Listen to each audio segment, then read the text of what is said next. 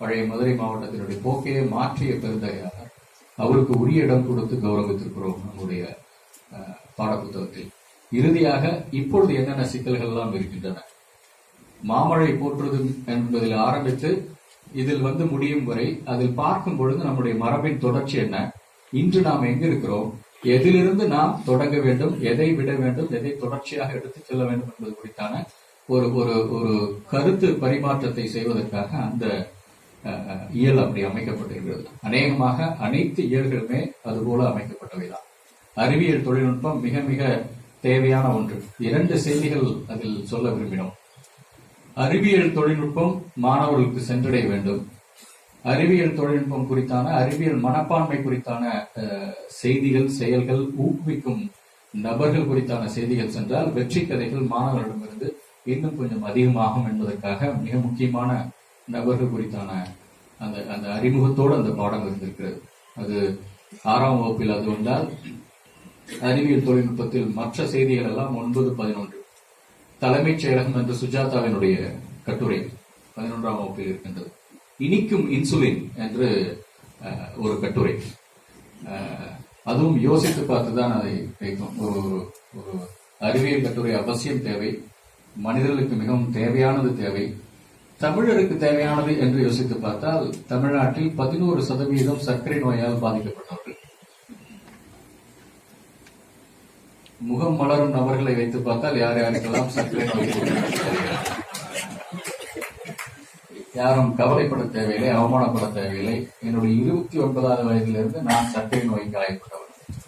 நான் கடந்த 15, 16 ஆண்டுகளாக எனக்கு மிக இளம் வயதிலிருந்து எனக்கு என்னுடைய தாயிடமிருந்து தமிழும் சர்க்கரை நோயும் சேர்ந்து இனிப்பான 2 செய்திகள் எனக்கு சேர்ந்தன. ஆகவே இன்சுலின் குறித்து அதை நாம் சொல்வது பொருத்தமானதாக இருக்கும். நாம் செய்யும் அறிவியல் செய்திகள் எல்லாம் நாம் கை கட்டாத ஒரு செய்திகளை பேசுவதை விட நமக்கு பொருத்தமான செயல்களை பேசுவது என்பது ஒரு முக்கியமான அம்சம். 2வது அம்சம், அறிவியல் செய்திகளையும் மிகவும் கடினமான அறிவியல் செய்திகளையும் தமிழில் லகுவாக சொல்ல முடியும் என்பதை நிரூபித்துக் கொள்வதற்காகவும் அது போன்ற செய்திகள் இடம்பெற்றிருக்கிறது. விண்ணையும் சாடுவோம் என்ற தலைப்பின் கீழ் இடம்பெற்றிருக்கும் அறிவியல் செய்திகளும் இனிக்கும் இன்சுலினும் அதை மீண்டும் நம்மை நாமே நிரூபித்துக் கொள்வதற்காக. மிக சமீபத்தில் என்னை பார்க்க ஒரு நபர் வந்திருந்தார், கரூரில் இருந்து. அவர் நான் பணியாற்றி கொண்டிருந்த நிதித்துறையில் இருந்த பொழுது கருவூலத்துறையில் தற்காலிக பணியாளராக ஒரு கணினி ஆய்வாளராக பணியாற்றி கொண்டிருந்து இருந்த நபர்.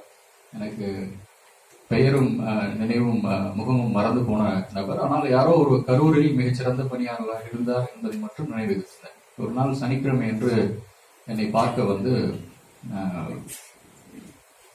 பேசிக் கொண்டிருந்த பொழுது 2 விஷயத்துக்கு வந்தார். முதல் செய்தி, அவர் சொன்னது அவருடைய சொந்த ஊர் ஒரு கோவில் கும்பாபிஷேகத்திற்காக என்னை அழைக்க வந்தார். அவர் தெரிந்துதான் வந்திருக்கிறார். எனக்கு மாற்று கருத்துக்கள் அதில் இருக்கின்றன என்று தெரிந்து மரியாதைக்காக அதை கும்பாபிஷேகத்தை கொடுக்க வந்தார். பொதுவாக கும்பாபிஷேகம் என்று சொல்லி எழுதி வரக்கூடிய பத்திரிகையை பார்க்கும்பொழுது இன்னும் சற்று ரத்த கொதிப்பு அதிகமாகும். ஏன் குடமுழுக்காக இருக்கக்கூடாது? அதை அவரே சொன்னார், உங்களுக்கு மாற்று கருத்துக்கள் இருக்கும், இருந்தாலும் எங்க ஊர்ல நடக்கிறது, அதனால நான் உங்ககிட்ட வந்து இது பண்றேன். ஓகே, அதெல்லாம் விஷயம் அவரே சொல்லிட்டாரு, அதனால ஒன்றும் பிரச்சனை இல்லை. 2வது மிக முக்கியமான அம்சம் அவர் சொன்னது, நான் ஈரோடு புத்தக திருவிழாவில் ஒரு முறை பேசியிருக்கின்றேன்.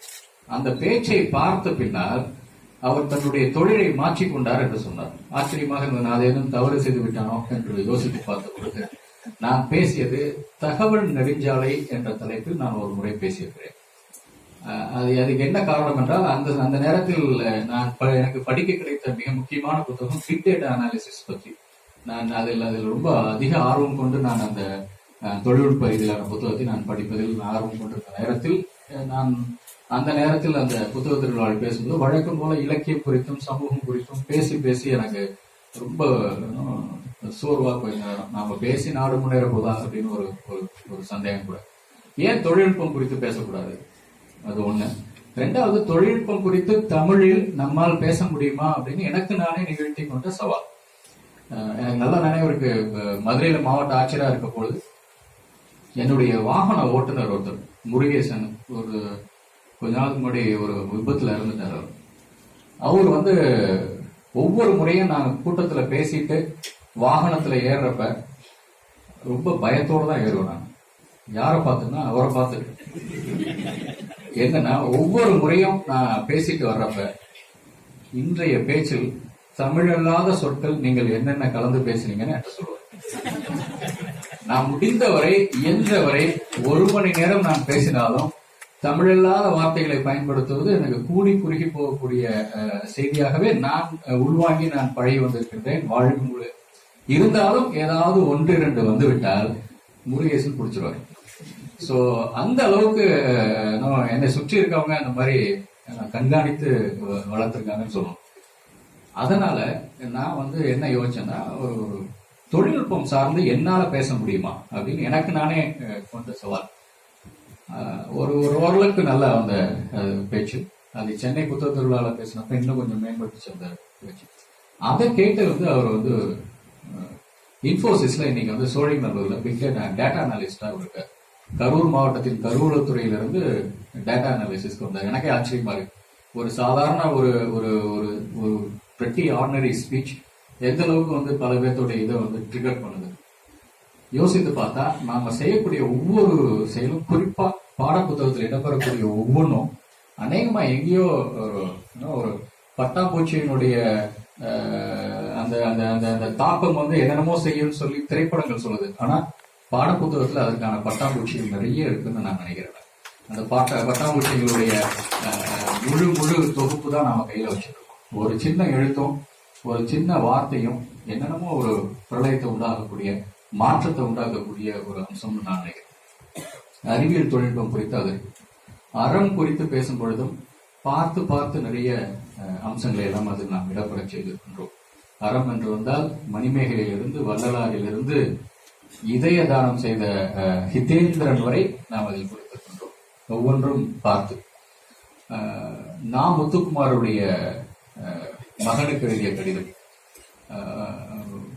வேற யாரோ ஒரு நபருடைய வாழ்க்கையை பறித்தாவது இந்த நபருக்கு வந்து வாழ்க்கை கொடுக்க முடியாதா என்று தமிழகத்தில் பல பேர் ஏங்கிய ஒரு நபருடைய மிக அழகான ஒரு அநேகமாக ஒரு மிக முக்கியமான ஒரு அம்சம் அதை கொடுத்திருக்கோம். அந்த இதுல சமகால தோழர்களே என்று அறிவியல் பார்வையை வலியுறுத்தும் கவிப்பேரரசு வைரமுத்தினுடைய பாடல் இடம்பெற்றிருக்கின்றது. அறிவியல் பார்வையை அவர் வலியுறுத்தி பலர் அவசியம் கைக்கொள்ள வேண்டும் என்ற தமிழகத்திற்கு மீண்டும் நினைவுபடுத்துவதற்காக அதை கொடுத்திருக்கின்றோம். ஆண்டாளினுடைய நாச்சியார் திருமொழியும் இடம்பெற்றிருக்கின்றது. ஒவ்வொன்றாக பார்த்து செய்யும் பொழுது அதில் மிக முக்கியமாக நான் சொல்ல வேண்டும் என்பதெல்லாம், இடம்பெற்றிருக்கிற பாடல்கள் அத்தனையிலும், கட்டுரைகள் அத்தனையிலும் தமிழ் முதன்மைப்படுத்தப்பட வேண்டும். அதை படித்து முடிக்கும் பொழுது தமிழுடைய மேன்மை அனைவருக்கும் தெரிய வேண்டும். அதுதான் அந்த அந்த அந்த மிக முக்கியமான அளவுகோலாக நாம் எடுத்துக்கொண்டோம். தங்களுடைய கொள்கைகளை பரப்புவதற்காகவோ அல்லது ஒரு மதம் சார்ந்த செய்திகளை பரப்புவதற்காகவோ தமிழ் மொழி பாடம் இடம் கொடுக்க முடியாது. தமிழ் மொழி பாடத்தில் மொழிக்கு முதன்மை. ஆகவேதான் சீராபுராணத்தில் வரக்கூடிய அந்த மெக்கா பூக்க பருவத்தில் கூட நகரினுடைய அழகு குறித்தான வர்ணனைகள் இடம்பெற்றிருக்கும். ராவண காவியம் என்று வரும் பொழுது குறிஞ்சி முல்லை மருதம் நெய்தல் குறித்தான பாடல் வந்துட்டு. அதற்கு பின் நீங்கள் ஏதாவது தேடிக்கொள்ள வேண்டும் என்றால் அந்த புத்தகத்தை படித்துக் கொள்ளலாம், அந்த வழியில் போகலாம். தமிழ் மொழி பாடம் என்பது ஒரு வழிகாட்டி, திசை காட்டி. ஆகவே அந்த கருத்தை அடிப்படையில் தான் நம்முடைய பாடங்கள் அமைக்கப்பட்டிருக்கின்றன. ஒவ்வொரு பாடத்திற்கும் நீங்கள் பாட புத்தகங்களை புரட்டி பார்த்தால் தெரியும்.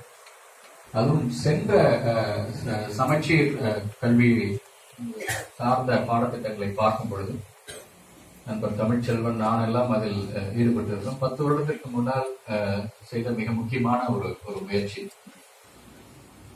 அதில் பார்த்தால் ஆங்கிலம், நீங்களே பார்த்திருப்பீங்க, ஒரு பருவத்திற்கான ஆங்கிலம் தமிழ் பாடப்புத்தகத்தை பார்த்தா தமிழ் வடிவமைப்பு மட்டும் சற்று சுணங்கி போயிருக்க மாதிரி எனக்கு ஒரு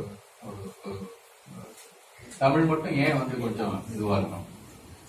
அதற்காகவே அந்த குழுவினருக்குள்ளேயே வந்து சவால் விட்டு ஒரு இது தமிழ் சிறந்து வருமா ஆங்கிலம் சிறந்து வருமா பார்ப்போம் அப்படிங்கிறத, அதாவது சற்று சவளை பிள்ளையா இருக்கக்கூடிய குழந்தைக்கு தாய் எப்பொழுதுமே கொஞ்சம் இதாதான் இருக்கும். தமிழ் இந்த தடவை நவீனத்துவத்தின் உச்சத்துல கொண்டு போய் உட்காரணும் அப்படிங்கிறது தான்